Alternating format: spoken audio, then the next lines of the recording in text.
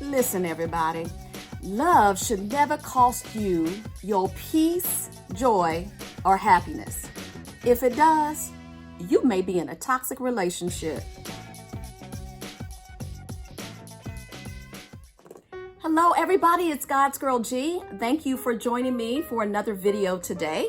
And before we get into today's video, why don't you do me a favor? If you haven't already done so, why don't you hit that subscribe button? That way you can be notified of any videos that I do, which I try to upload on a weekly basis.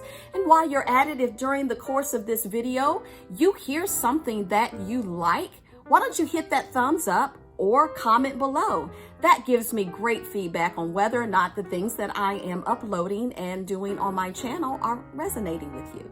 So let's get into today's discussion. Today's video is all about toxic relationships. And when I say relationships, that could mean with family members, friends, or love interests. So if you've noticed that a relationship with someone that you're in is full of jealousy, competition, and you're generally unhappy, your relationship could be toxic. So what makes a person susceptible to a toxic relationship? You may be susceptible to a toxic relationship as an adult if, as a child, you were involved or around other toxic relationships. When you grow up in a toxic environment, it becomes familiar to you. It becomes normal for you. So what happens as an adult? You seek out those same types of relationships. So here are some subtle signs that you could be involved in a toxic relationship. You have persistent feelings of unhappiness or uneasiness when you're around this person. There's negative shifts in your mental health, personality, or self-esteem. You feel like you cannot voice your concerns for fear of retaliation. There's been negative changes in other relationships that you have or how you're spending your time. And the last subtle sign is that friends and family have expressed concerns about the relationship. So now let's move into some more obvious signs that you're in a toxic relationship. They assassinate you with their words. That comes by subtle put downs, belittling comments out of nowhere. And although that little nursery rhyme of sticks and stones may break my bones and words will never hurt me, well, survey says that was a lie. Because let's face it, although words can't break any bones, it can break your self-esteem and your overall self-worth. Any dialogue or behavior, intended or not, that takes away from your self-worth is character assassination. Those word assassinations erode your self-worth until the next thing you know, you feel worthless. 2, accusations in an attempt to control you. In other words, they chip away at your freedom. Any dialogue, behavior, or design, intended or not, that takes away from your truth and freedom is control.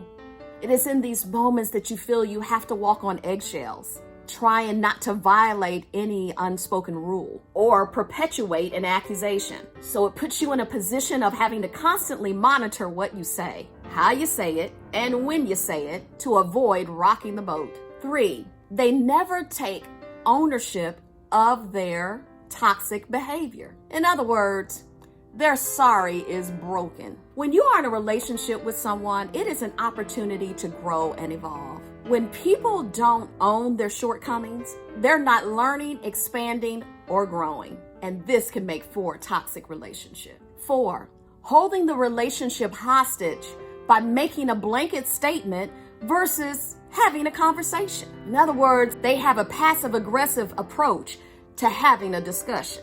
A blanket statement such as, I can't stand people who go to church all the time. It makes me want to leave them. So it calls you as the recipient of that statement to start questioning, well, are they talking about me?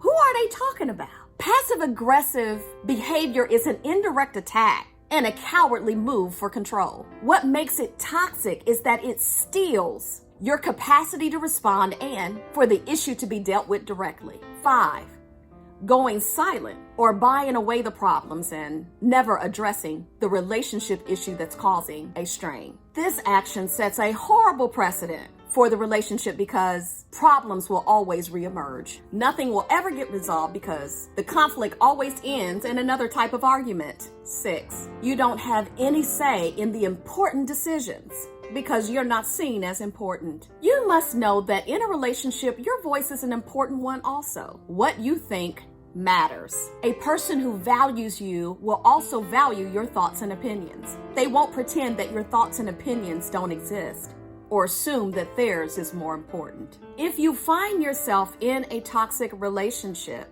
you can do one of two things. Get help to change the toxic relationship, such as counseling, or get out of it. The path that you choose will be dependent upon the type of relationship that you have and the seriousness of it. If you make a decision to get out of the toxic relationship, just know it's going to be hard. Because when you try to leave, the person that's yielding the toxicity will suddenly become everything that you've been wanting them to be. And they will use that to fight for you so that you don't leave. But after they realize that quickly changing into the person that you've wanted them to be all along is not going to work, they will change their mind and go back to being even more cruel, more manipulative, and more toxic than ever before. Just know that you're going to cry about it, you're going to hurt, but walking away from a toxic relationship is both a brave and strong thing to do. It will be worth it. And for those of you who have left a toxic relationship, I'm going to urge you, get counseling, because it's important for you to understand how you ended up in the toxic relationship to begin with. Use that time to work on your self-esteem, because after all, your view of yourself could be what is attracting you to these toxic relationships. And if you decide to leave a toxic relationship, it is important, where possible, to cut off communication with the person that's exhibiting the toxic behavior. If children are involved, you need to proceed accordingly. Keep the communication about the children. And if you don't hear me say anything else about once you get out of a toxic relationship, you need to understand, strengthen yourself before getting into another relationship, lest you continue the toxic pattern. You can lose yourself in a toxic relationship. So it's important to get in touch with who you are and heal from the damage that was caused from the previous toxic relationship. Thanks so much for watching, and don't forget to subscribe, like, and comment. See ya.